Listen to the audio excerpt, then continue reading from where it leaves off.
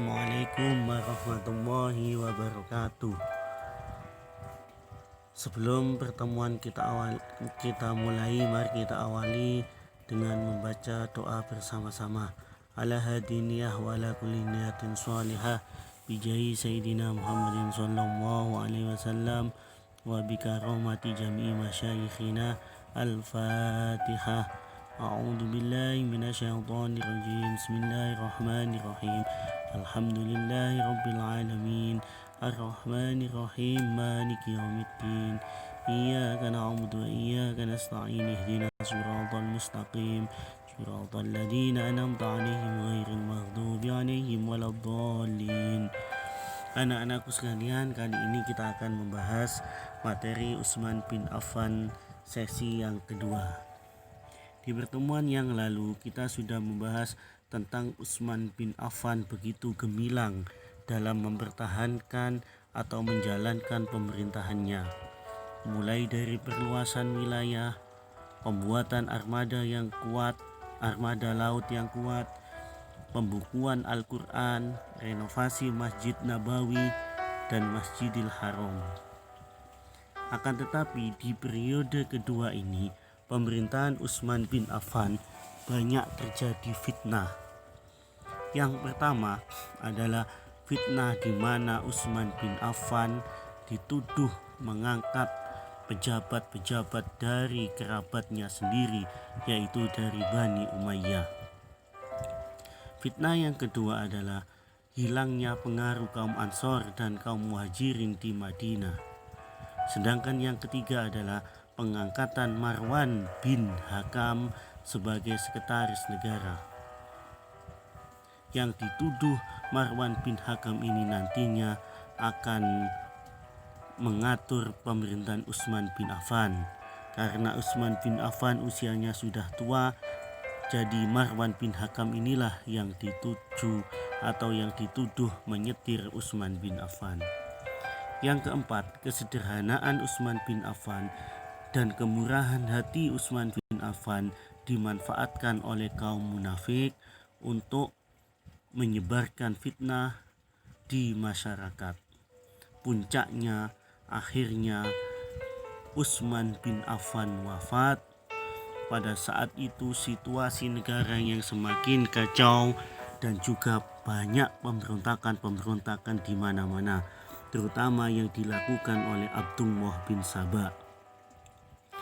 Akhirnya terjadilah pengepungan rumah Utsman bin Affan, yang pada saat itu mereka menuntut untuk menyerahkan Marwan bin Hakam. Akan tetapi Utsman bin Affan menolaknya, dan akhirnya terjadilah peristiwa pembunuhan Utsman bin Affan. Utsman bin Affan wafat pada tahun atau pada usia ke-82 tahun dan dibunuh ketika saat beliau membaca Al-Quran yang dipimpin oleh pemberontak, yaitu Utsman atau Abdullah bin Sabah. Utsman bin Affan meninggal dalam keadaan membaca Al-Quran karena di kehidupan beliau adalah orang yang istiqomah membaca Al-Quran. Setiap minggu beliau mengkhatamkan Al-Quran 1 kali, dan bahkan ketika musim haji beliau selalu duduk di depan Hajar Aswad untuk mengkhatamkan Al-Quran.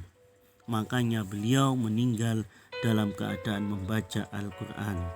Dapat kita simpulkan bahwasanya orang meninggal itu tergantung amal baiknya di dunia. Ketika Utsman bin Affan rajin membaca Al-Quran, beliau pun meninggal dalam keadaan membaca Al-Quran. Tentunya husnul khotimah. Sahabat Umar bin Khattab radhiyallahu anhu, beliau adalah seorang yang rajin sholat malam. Makanya beliau meninggal dibunuh oleh seorang budak yang bernama Abu Lu'lu'ah dari Persia dalam keadaan sholat. Oleh karena itu, lakukanlah perbuatan baik supaya kita nanti meninggal dalam keadaan husnul khotimah. Wafatnya Utsman bin Affan mengakibatkan pengaruh yang sangat jelek bagi perkembangan umat Islam. Yang pertama, membangkitkan semangat kesukuan yang telah lama hilang. Madinah seperti Indonesia, masyarakatnya bersuku-suku, masyarakatnya beragam agama dan juga budaya, disatukan oleh Rasulullah dengan membuat piagam Madinah. Sedangkan di Indonesia, keberagaman itu disatukan oleh presiden atau pendahulu pejuang-pejuang kita dengan membentuk sebuah slogan yang bernama Bhinneka Tunggal Ika dan juga membuat dasar negara yaitu Pancasila. Yang kedua, memecah belah persatuan umat Islam. Bani Hasyim menjadi bermusuhan dengan Bani Umayyah. Yang ketiga, kota Madinah tidak lagi menjadi pusat pemerintahan atau pusat kekhalifahan. Pusat kekhalifahan berpindah ke Damaskus dan ke Kufah.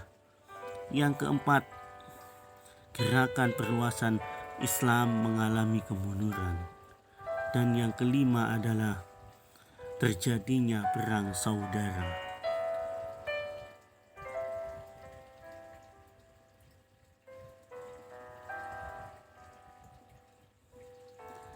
Anak-anakku, materi yang tadi jangan lupa untuk dirangkum dan digabungkan dengan materi yang selanjutnya. Dan hasil rangkuman tidak perlu difoto dan dikirim melalui WA saya. Insya Allah saya percaya kalian adalah santri Aswaja NU yang bertanggung jawab. Sekian, terima kasih. Jangan lupa absensi tetap melalui e-learning dan jawab pertanyaan di KI 4. Dan akhirnya kami ucapkan terima kasih. Wallahul muwaffiq ila aqwamit thoriq. Assalamualaikum warahmatullahi wabarakatuh.